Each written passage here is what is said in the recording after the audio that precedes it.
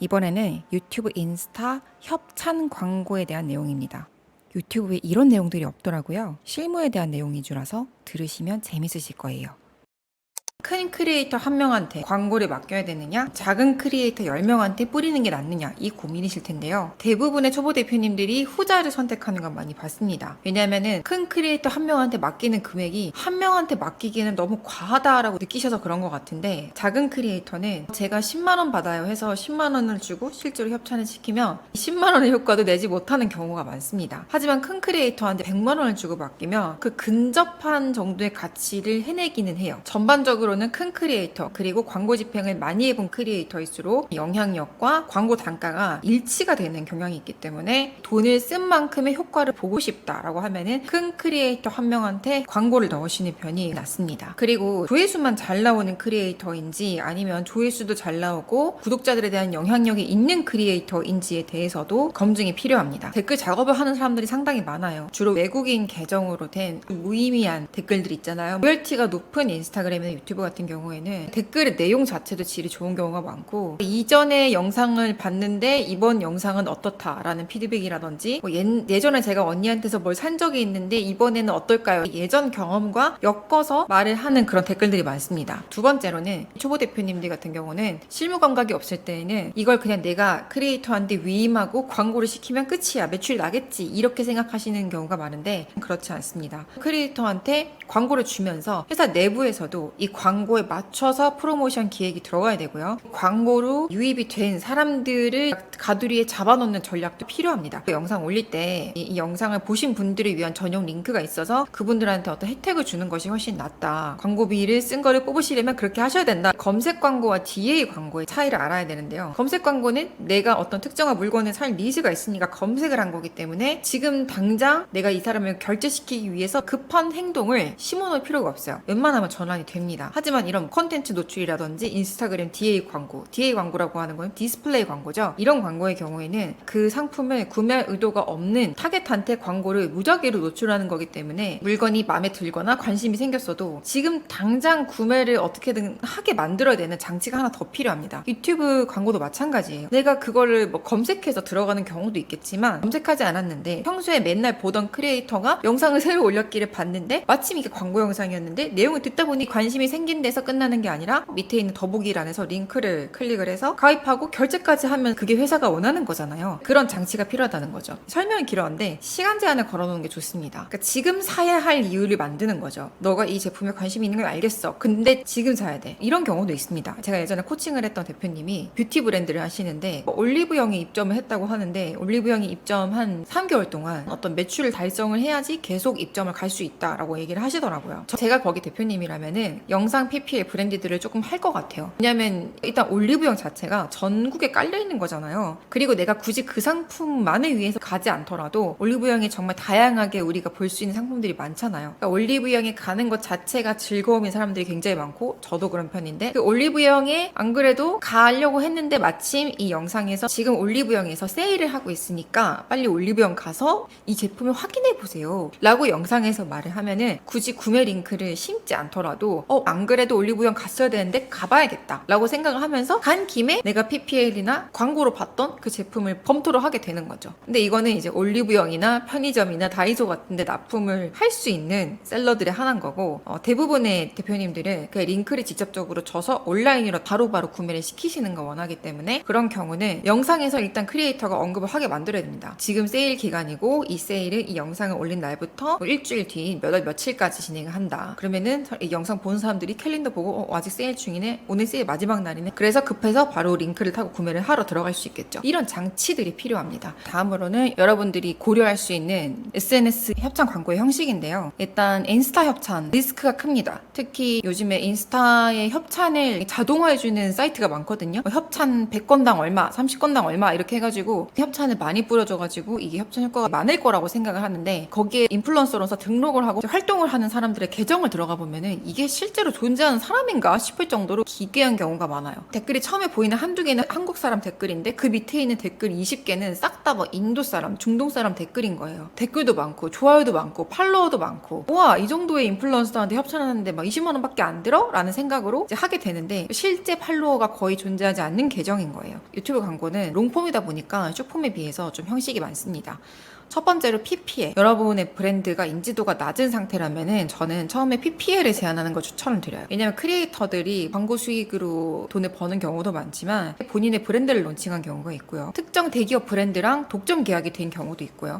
상당히 많은 경우의 수가 있어서 생각보다 이 브랜디드 광고에 대한 부담감이 큽니다. 브랜디드 광고라는 거는 이 영상 하나 자체가 이 상품을 소개하는 영상인 거예요. 크리에이터 입장에서는 좀 부담스러울 수밖에 없는데, 구독자의 신뢰가 떨어질 거고요. 클릭률도 떨어질 거고요. 그리고 시청 지속 시간도 떨어질 거예요. 그래서 다음 영상을 올릴 때 그 전 영상이 올렸던 후폭풍으로 다시 이제 클릭률이나 반응성을 이끌어내기 위해서 또 크리에이터가 굉장히 노력을 해야 됩니다. 그래서 브랜디드는 상당히 부담스러워하기 때문에 PPL로 먼저 제안을 드리는 걸 추천드리고요. 외국 같은 경우는 브랜디드에서도 정말 브랜디드가 있고 미러링이라는 형식이 있어요. 사실 제가 10억 채널에서 집행하는 광고들도 말은 브랜디드지만 저는 미러링 형식으로 하고 있거든요. 브랜디드는 처음부터 이 제품에 대한 홍보로 시작을 해서 이 상품에 대한 홍보로 끝이 나는 이게 브랜디드인데, 미러링 같은 경우는 앞에서 이제 유의미한 콘텐츠를 제공하고 자연스럽게 영상에 상품을 녹이는 겁니다. 영상의 기획 자체가 광고를 위해 만들어졌지만 시청 지속 시간이나 클릭률이나 댓글 반응 이런 것들을 이끌어내기 위해서 앞에다가 유익한 정보를 많이 끼워 넣는 거죠. 그리고 이 더보기란에 핵심 키워드를 20개 이상 넣어달라, 뭐 필수 해시태그를 10개 이상 넣어달라, 제목에 꼭 키워드를 넣어달라, 썸네일 로고를 넣어달라, 이런 구체적인 요구가 상당히 많은 광고주분들이 있어요. 만약에 내가 타겟을 좁히고 싶다, 내가 내 제품 명, 내 브랜드 명을 검색한 사람들한테 이 영상을 노출하고 싶다라고 하면은 그렇게 키워드를 많이 넣어서 타겟을 좁히는 것도 괜찮은데, 오히려 이렇게 지나친 키워드나 해시태그를 넣어버리면 그 알고리즘이 혼란해서 오히려 타겟을 좁혀버릴 수가 있어요. 그래서 오히려 저는 크리에이터로서 전환이 가능한 사람들한테 최대한 이 영상을 닿게 만드는 게 목적이다라고 하면은 필수 해시태그는 2개에서 3개 정도, 제목에는 키워드를 하나 정도 넣지 않았을 때 더 조회수가 잘 나올 것 같으면 저는 안 넣는 것도 괜찮다고 생각을 합니다. 해시태그랑 그 더보기라는 키워드로만 넣어도 충분하다고 생각을 하고요. 최대한 이런 쪽에서 제약을 많이 두지 않고 크리에이터의 재량으로 두는 게 좋다고 생각을 합니다. 어떤 크리에이터도 광고든 광고가 아닌 영상이든 올릴 때 조회수가 안 좋게 나오는 걸 원하지 않기 때문에 알아서 조회수가 잘 나오는 쪽으로 해줄 것이기 때문입니다. 다음에 여러분들이 많이 궁금해하실 게 광고 비용인데요. 광고 비용이 보통 정해져 있잖아요. 네이버 같은 경우는 CPC가 싸면 500원, 비싸면 만원까지 가기도 하고요. 인스타그램은 뭐 광고 소재를 잘 만들면 100원 정도고, 소재를 못 만들면은 500원, 700원까지 올라가기도 하고요. 이런 정해진 CPC가 있는데, 광고 단가는 정해져 있으면서 안 정해져 있기도 한 분야입니다. 유튜버들이 웬만큼 영향력을 가지면 내가 이번 달에 5천만 원을 벌었는데 다음 달에 3천만 원을 번다고 해서 타격을 받지 않거든요. 고정비가 없는 경우가 대부분이기 때문에. 근데 내가 만약에 다음 달에 3천만 원을 벌게 되더라도 내가 좀 더 편하고 다른 사정이 있으면은 그냥 내 수익을 줄여서 내 일정을 원하는 쪽으로 쓰는 걸 선호하시는 분들이 많아요. 그리고 장기적으로 자신의 퍼스널 브랜딩을 가져가는 분들이 많기 때문에 광고를 아무리 비싸게 좋은 광고를 줘도 내 핏이랑 안 맞거나 내 구독자랑 안 맞거나 이전 광고주와 신뢰를 저버릴 것 같다라고 하면은 그 사람 개인적인 성향, 정성적으로 판단을 해서 그냥 광고를 거절할 수도 있기 때문에 이 광고 단가라는 거는 되게 많이 차이가 납니다. 업계 평균을 따져보면은 구독자 1, 2만 정도에선 저는 PPL은 전 의미가 없다고 생각하고, 최소 구독자 한 3만 이상부터 영상을 지속적으로 올리는 것이 보이는 사람, 이분들한테 제안하는 걸 추천드리는데, 5만 기준으로 했을 때 PPL 혹은 브랜디드 단가가 200 전후로 형성이 되어 있습니다. 그리고 PPL은 부담이 없다고 했잖아요. 저같이 이런 이커머스 유튜버가 말만 하는데 저한테 이런 의상 협찬이 들어왔다, 또는 뭐 저한테 립 제품, 화장품 협찬이 들어왔다 라고 했을 때는 이 영상 퀄리티에 전혀 영향을 주지 않는 PPL 요소고, 이 옷이 만약에 예쁘다, 화장품 브랜드가 좋은 거다 라고 하면은 낮은 가격에도 수락할 가능성이 있는 거죠.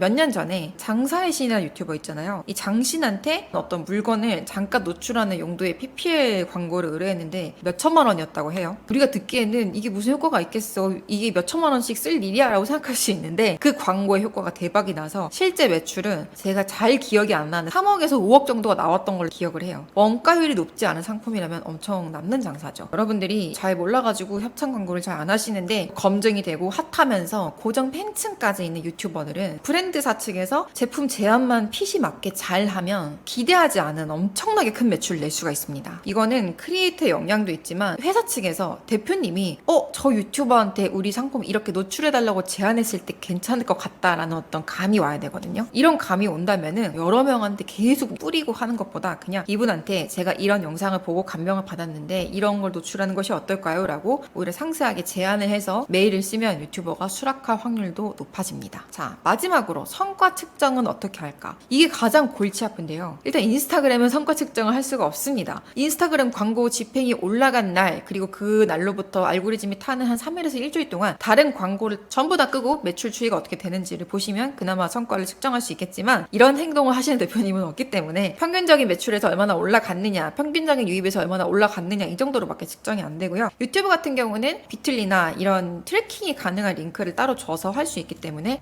크리에이터별로 성과를 측정을 할 수가 있습니다. 그리고 이런 유튜브 협찬 광고 같은 경우는 그 사람의 피드에 내 브랜드의 흔적을 남기는 거에 가깝기 때문에 이 사람이 새로운 콘텐츠를 찍어가지고 계속해서 새로운 팔로워들을 유입을 시키면 또 그 광고 영상이 올린 지 1년, 2년 되더라도 계속 노출이 될 수 있기 때문에 직접 전환이 안 되거나 추적이 안 되더라도 그 뒤에 유튜버의 영상을 뒤늦게 본 사람들에 의해서 계속해서 새로운 유입이 만들어질 수 있다는 것도 이 콘텐츠 광고의 장점입니다. 이런 내용이 유튜브에 많이 없어가지고 제가 찍어보긴 했는데 사실 더 상세한 가이드를 필요로 하시는 대표님들이 많습니다. 그래서 협찬이나 PPL 광고에 대해서 궁금하거나 상담하시고 싶은 부분이 있다면 10억 채널 카톡 친구를 검색하셔서 질문을 주시면 상담을 해드리도록 하겠습니다. 저는 다음에 당근마켓에 대한 대박 소식을 갖고 왔거든요. 다음 영상도 꼭 기대해주세요. 여러분 안녕.